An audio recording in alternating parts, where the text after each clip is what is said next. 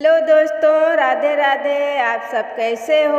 आशा करती हूँ कि आप लोग स्वस्थ होंगे, मस्त होंगे और अपने अपने घरों में व्यस्त होंगे। मैं पुष्पा ब्लॉग संगीत आप सभी का अपने यूट्यूब चैनल पर स्वागत करती हूँ।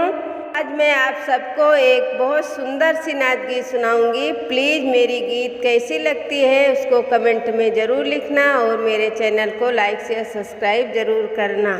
कचहरी ऐसे पियवा चले आवना, कचहरी ऐसे पियवा चले आवना, चले आवना हो चले आवना, कचहरी ऐसे पियवा चले आवना, कचहरी ऐसे पियवा चले आवना।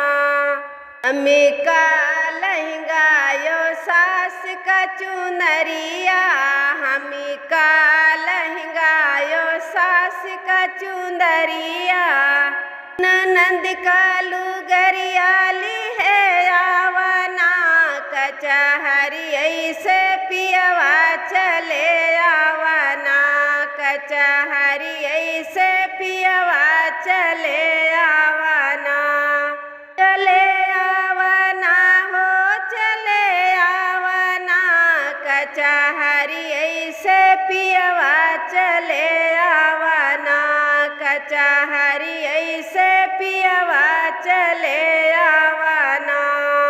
हमें का छेनायो सास का जलेबिया, हमें का छेनायो सास का जलेबिया, ननद का गुड़ वाली है आवना, कचहरी ऐसे पियवा चले आवना, ननद जी का गुड़ वाली है आवना, कचहरी ऐसे पियवा चले आवना, कचहरी ऐसे पियवा चले आवना।